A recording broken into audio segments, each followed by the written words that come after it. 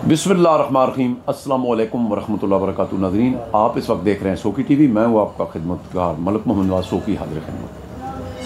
नाज़रीन, इस्लामाबाद में बल्दियाती इलेक्शनों की बड़ी गहमा गहमी, लेकिन एक दिन का कुछ सोच रहे हैं लड़ने वाले भी, दूसरे दिन का कुछ सोच रहे हैं, कभी कुछ। और आज मेरे साथ UC 61 से जो उम्मीदवार हैं, लाला इज़्ज़त ख़ान, ये वाइस चेयरमैन की सीट पे उम्मीदवार है और चेयरमैन है इनके मोहम्मद अकील साहब।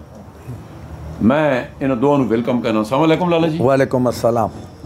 लाला जी, ए दसो कि कल परसों तरसों जड़ा हुकूमत ने कोई बिल पास किया कि जनाब वो 125 मतलब यूसियां बना लो 101 तू।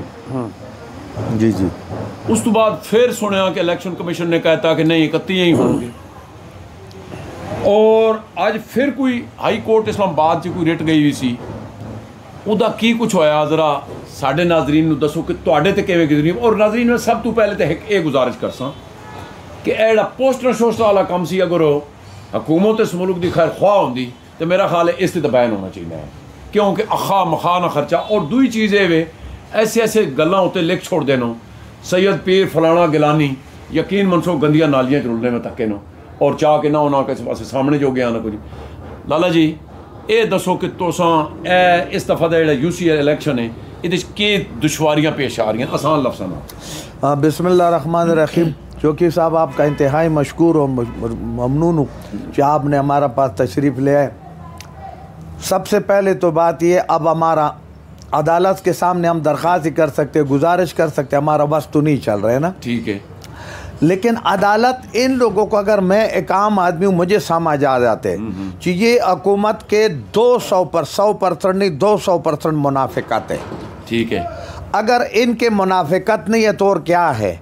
असम्बली में ये 5 साल बैठे रहे ना, पिछला भी तो यहाँ पर इलेक्शन हुआ था 50 यूसी में। ठीक है, अभी 6 महीने पहले इन्होंने 101 कर दिया। ठीक है, उस वक़्त इनको याद नहीं था कि भाई ये 125 होना चाहिए।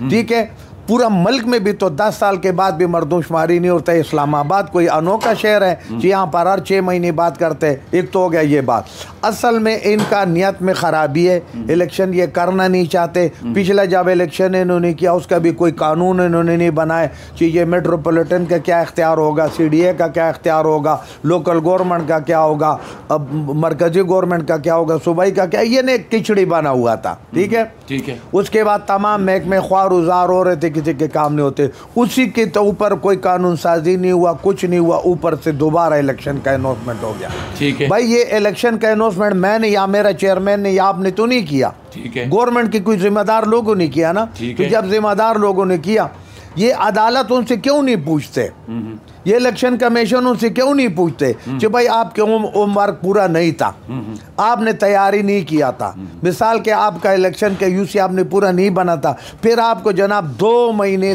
2.5 महीने हो गए इलेक्शन का अनाउंसमेंट हो गया। ठीक है, उसके बाद हर पार्टी ने अपने लोगों को टिकट ही दिया। फिर उसके बाद जनाब आज़ाद लोग भी खड़ा हो गया। अब जब 2 महीने से हम लोगों को दरवाजे पर डोर तो डोर जा रहे, अपने गरीबी का रोटी रोज़ी हमने पोस्टरों पर, बैनरों पर, जलसे पर, चाय पे पानी पर लगा दिया। अब बीच में से जनाब 1 हफ्ता रह गया। अब 1 हफ्ते से भी कम टाइम रह गया, बीच में 2 छुट्टी निकालो तो 5 दिन ही रह गया।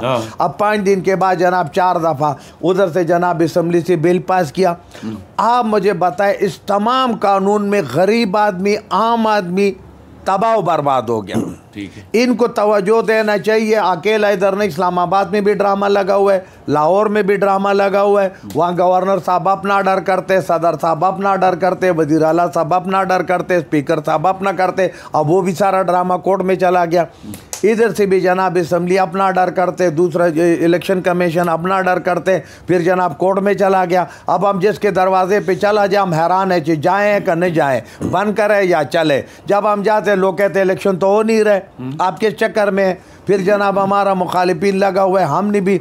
दूसरा, ये पार्टियों का इलेक्शन नहीं है, इसको मेरा तरफ से पार्टी मुकम्मल बैन करे। ये शख्सियातों का इलेक्शन है, ये गली मोहल्ले का इलेक्शन है, ये बरादरियों का इलेक्शन है। हम एक दूसरे का दुर्द दर्द तकलीफ का पता है, ये पार्टियों का नहीं है। और फिर मैं आपसे दरख्वास्त करूँगा, और हुकूमत वक्त से, हुकूमत तो नाम का तो चीज़ ही नहीं है।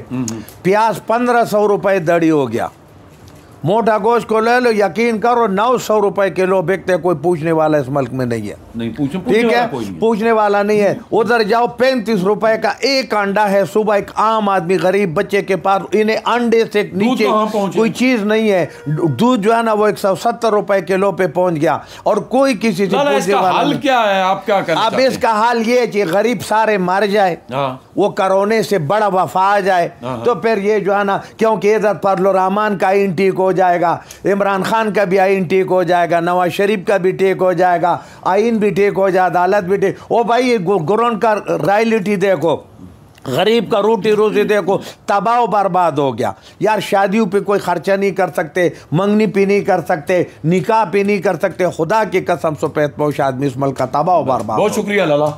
अभी जनाब हम मोहम्मद अकील साहब के सामने साहब जी वालेकुम सलाम। लाला इज्जत खान ने भी तुसें सुनियां ते तुसी चेयरमैन दे यूसी 61 दे उम्मीदवार हो जी।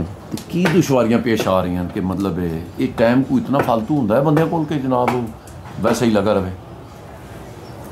जनाब सोगी साहब बहुत शुक्रिया आपका हमारे पास आके अपना टाइम निकाल के हमारे पास आप आए हमारे पास। ये आप लोग भी मतलब आवाम के लिए हमारे लिए चल रहे हैं सारा। उसके बाद आपको भी पता है कि कौन से इलाके में क्या मसाइल हैं। अभी पूरे मुल्क में ये मसाइल सबसे पहले ये शामिल हो गए कि जो गरीब है इस मुल्क का वो पिस के रह गया। ठीक है, कोई सुनवाई नहीं दे रही आ रही। जिस तरह इज़्ज़त लाला खान साहब ने बता दिया आपको कि भाई अंडे से ले के मतलब आप कोई भी चीज़ ज़रूरियात की ज़िंदगी की ले लेते हैं तो वो इतनी महंगाई होगी है कि सफ़ेद पोश बंदे की ज़िंदगी मैं कहता हूँ कि खुदकुशी से बढ़कर हो चुकी है। सही बात है, लोग खुदकुशी वाकई मतलब इस पे आ गए। ठीक है जी। और दूसरा यहाँ पे आप देखें बड़ी बड़ी पार्टियों वाले क्या कर रहे हैं कि बड़े बड़े बैनर लगा रहे हैं, बड़े मैं सॉरी चेयरमैन साहब तुसानू मतलब उम्मीदवार हो, ये मैं गुजारिश करना कि ए बैनर वाला जेड़ा खर्चा यार ये बैन नहीं होना चाहिए। ये मेरे हिसाब से सबसे पहले बैन होना चाहिए। ठीक है, आप क्योंकि ये पार्टी के अभी तो इलेक्शन है कोई नहीं है, ये इलेक्शन है आपके इलाके। पार्टी बड़ी की भी हो, हाँ जी, वो भी तो अवाम का ही पैसा है ना। वो भी अवाम का पैसा है। जो अरबों रुपए जो आप कहते हैं खर्चा हो गया वो इन्हीं चीज़ों में लगता है ना, बैनरिंग में हो गया, फजूलियात में आपने खाने लोगों को खिला दिए। यहाँ पे कोई वलीमा या किसी इसी पैसों से बंदा किसी गरीब पे क्यों नहीं। अच्छा, इस चीज़ पे आते हैं कि ये जो दुश्वारी पेश आई कि मतलब कभी कहते हैं होने वाला है, कभी कहते हैं नहीं होने वाला। उस दिन मैं पता नहीं कि इंटरव्यू करने लगा हूँ तो बंदे ने बताया जी कि वो मतलब इलेक्शन नहीं होंगे जी। ये तीसरी दफ़ा इधर हुआ, तीसरी दफ़ा हुआ। 3 दफ़ा लोगों ने फीसें जमा करवाई, पेपर वर्क हुआ, चले वो तो वहीं पे पोस्टपोन हो जाते थे। अभी जो तीसरी दफ़ा इन्होंने किया जी, यहाँ पे तो बैलेट पेपर भी हो गए, लोगों की ड्यूटीज़ का भी बता दिया इलेक्शन कमीशन ने, इंतखाबी निशान भी मुंतखब हो गए आपके जो। तो ये गवर्नमेंट की मंजूरी से होते रहे ना, सब चीज़ें हो गई। लेकिन उस वक्त इनको क्यों नहीं याद था कि ये सारी चीज़ें होंगी हैं, इसमें हम 101 से 125 यूसी भी करवा लें। उस टाइम क्यों नहीं इनको याद आया? जब ये सारे लोगों के मसले मसाइल हो गए, लोगों ने सारी अपनी कंपेन चला दी, डोर टू डोर आप चले गए। 20,000 हमारे इधर वोट है, ठीक है, 20,000 में हमने हर जगह पे आगे बजाते खुद अपने डोर टू डोर जाके कंपेन किया और अपना मंशूर उनको दिया। और दुश्मनी अलग बन गई है हमारी, मल्लेदारी भी है सब। तो अब लोग अब पिछले 3-4 दिन से तो ये ऐसी गहमा गहमी हुई हुई है कि जिसके पास अगर हम जाना भी चाहते हैं, एक तो टाइम हमारे पास बहुत लिमिटेड रह गया। 3-4 दिन रह गए, 2 दिन वैसे ही लोगों की छुट्टी में लोग आपको पता आराम करते हैं या अपनी फैमिलीज में अपना गुजारते हैं टाइम। उनके पास अब इन दिनों में इन हालात में जाते हैं, वो कहते हैं भाई इलेक्शन का तो कोई, इलेक्शन ऑफिस का तो कोई फैसला ही नहीं आया, अभी तो हो सकता है इलेक्शन हो ही ना, तो आप किधर आ रहे हैं? तो ये ऐसे पागलों की तरह घुमा रहे हैं। हमें कोई समझ नहीं आ रही कि कैंपेन करनी है, इलेक्शन होने हैं, अवाम अलग से पागल हुई है और इन्हीं लोगों के इलाकों के लोग खड़े होके मतलब उन्हीं के बेटे खड़े हुए हैं, उन्हीं के बुजुर्ग खड़े हुए हैं, तो मोहल्ले में अलग से दुश्मनी हुई हुई है। बहुत शुक्रिया नाजरीन। इस वक्त वो किसी को टाइम पूछो तो अगला कहना सॉरी मैं जल्दी जा किसी और को पूछ लगी, ये हालत है। और मैनू नहीं पता कि ये लोग किस तरह लोगों ने घर जाते ना, लेकिन मैं एक गुजारिश कर सा हथ बन के कि जेड़े जिम्मेदार इदारे उन्होंने चाहिए है कि इन्ह चीज़ों पर नोटिस लैन। ये मुल्क बहुत ही गहरी खाई वाले पासे जा रहा।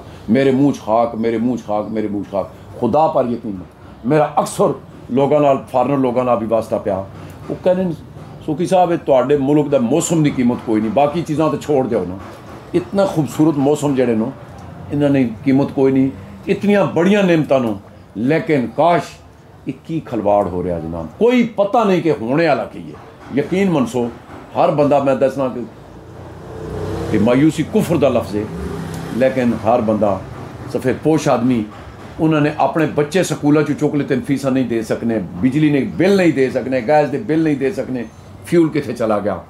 और लोग उस वेले तो फजल रहमान साहब कहता सी मैं महंगाई ला मार्च कर रहा, किधर गया यार, बाहर पूरी दुनिया पेट्रोल सस्ता पे होंदा है, इतने पेट्रोल फिर महंगा होंदा है। नाज़रीन प्रोग्राम तुसां वेख्या, इसी दे नाल सानू दिओ इजाज़त, अपना बहुत ख्याल रखना, अल्लाह सुनने देवांगे।